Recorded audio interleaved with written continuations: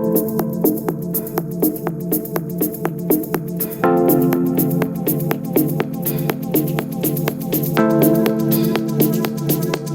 ladies and gentlemen, welcome to another episode of CoinNewsExtra interview session. It's a program where we invite blockchain and cryptocurrency experts and innovators to talk about what they are doing and some matters arising in the ecosystem. So today we'll be talking about potentials of blockchain for efficiency and transparency to delivery of funds for international aid.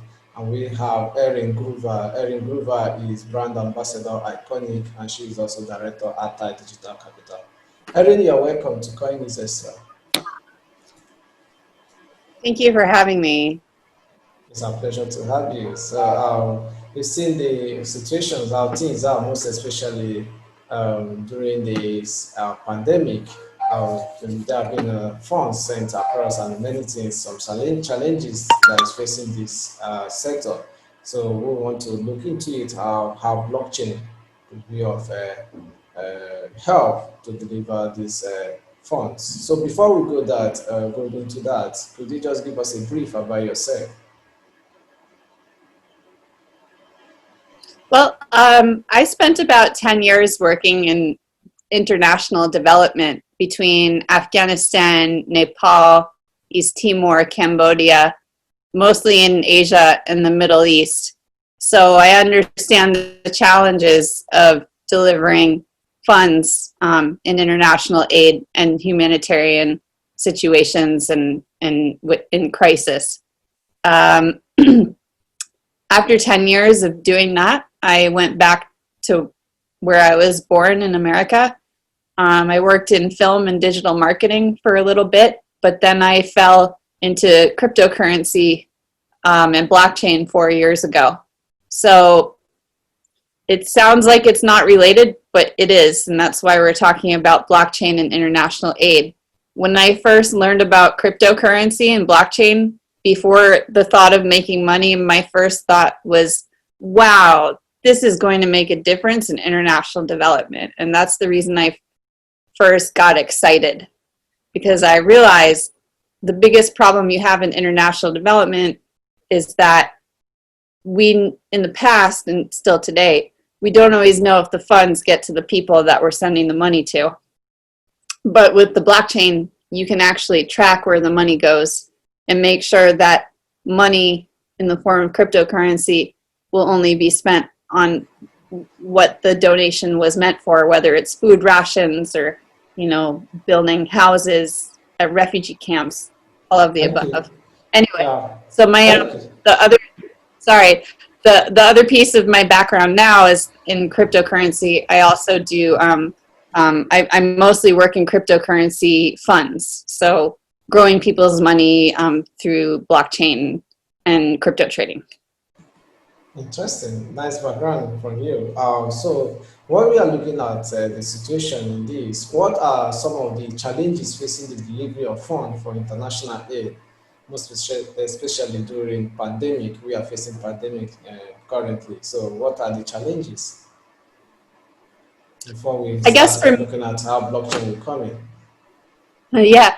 I mean, I guess for me, when you're in international development in the situations that I've been, like I worked in Afghanistan during the time of the Taliban. I was there for 2 years, and in the world of international development, every day is like a crisis, just like the pandemic. So the pandemic is like just another crisis for us. For the organizations that don't use the blockchain right now to deliver food or any kind of supplies, like in any situation, in any crisis, no one ever knows if the money really gets to the people. But the great thing is that organizations like the United Nations and Oxfam, for example, because they're starting to use the blockchain, they know that what they're doing, even in this crisis now in the pandemic, they can look at the blockchain to make sure that refugees in camps around the world are getting their food right now. So there are challenges to it, but the organizations that are using blockchain and the UN and Oxfam doesn't completely use the blockchain in everything, of course. Now it's just testing because it's all new. But luckily, with the people that are using the blockchain, it's actually a really good thing because they know the funds are getting to the people. Interesting. Yeah, that's nice to know that some people are testing blockchain and when it comes to international aid. So, how do you think blockchain, when we are looking at, we've been able to see some of these challenges facing this supply chain when it comes to aid, international aid. How do you think blockchain can be of importance in solving these challenges? At what particular places would blockchain play an important role? Well, in the regard to the pandemic, I think that the amazing thing about the blockchain is that when people use their issued funds through NGOs to get their food, for example, like a refugee can go use their cryptocurrency issued to them to go pay for food at the ration center, right? Rice, vegetables, whatever. The great thing is that they can pay for the food without touching it or without anybody touching it, because what happens with the blockchain and cryptocurrency for food in refugee camps now in these programs is that they get a retina scan. So they just do like a scan on the eyeball, so no one ever has to touch money. So it's actually really good in COVID, right? And even when we're here all around the world now, people are paying things with their mobile and, bank cards and all this. So that's one really good thing about the blockchain in these situations. And then the other great reason is that, like I said before, countries that are giving money and private humanitarians that are giving their own money, individuals, to make sure that people have what they need for humanitarian aid. They can go and look at the blockchain records.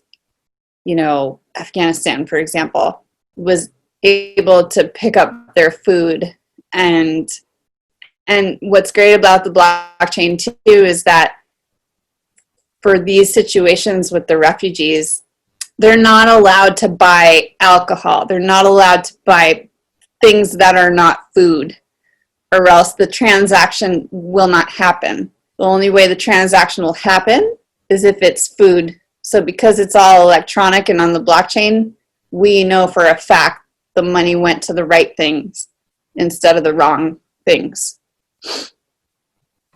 And one other thing that's really amazing too is that because it's all on the blockchain, in the past, in international aid, and still today, because this is, again, all new, there are many countries where you don't have a lot of banks, and most of the people in the country don't necessarily have banks, the unbanked.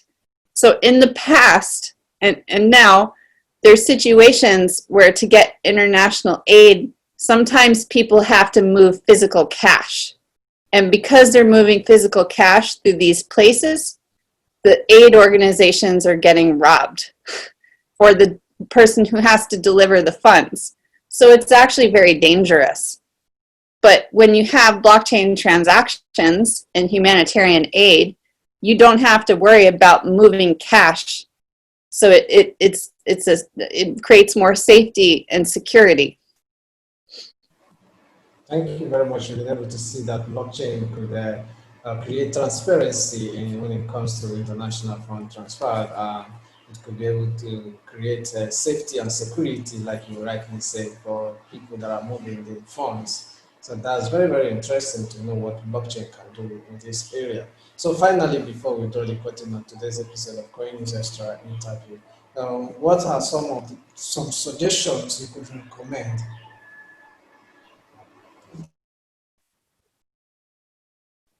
I said, what are some of your suggestions you could recommend when it comes to what blockchain can do in fund for international aid? Well, my number one recommendation would be to make sure that NGOs are adopting to blockchain as quickly as possible without a delay, because the more organizations that use the blockchain to deliver funds that start right now, the more money we're going to have for humanitarian relief. And I know this because of the obvious reasons for me, but also this year I had the privilege to attend Davos in Switzerland back in January, and I met a woman who runs a family office in Los Angeles. And for those of you who don't know what a family office is, it means someone or a family who has probably millions of dollars at least, and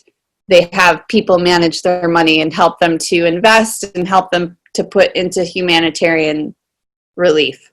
So this woman from Los Angeles who runs this family office said to me, if you can find me a way to use blockchain for my clients with the family office that I run, I guarantee you they will put in a lot of money, millions, because they don't give as much money because they're afraid that their money is going to nowhere or it will get stolen or used for the wrong reasons. She's like, once you get me, NGOs with blockchain, and my client can see where all their money goes, you will have, she said, tell me please, because they will definitely start giving. So more wealthy people will give to humanitarian aid once the NGO world is fully on the blockchain, or even one or a handful of organizations that they could choose from so they know. Because a lot of people now, they don't give because we had problems in the past. Like as any humanitarian situation, there's bad people out there who are taking the money for the wrong reasons, and the money never gets to the people. Like in Haiti, for example, when Haiti was destroyed, a while back with the hurricanes, so much money never showed up in Haiti and got to those people. And that's when people really started to think, wow, like, why am I giving all this money if it's not getting to them? So yeah, so my best advice is for not only the UN and Oxfam, but like there needs to be massive support and mass adoption for NGOs on the blockchain. Thank you very much, Erin Grover, for joining us today on CoinNewsExtra interview session. Thank you.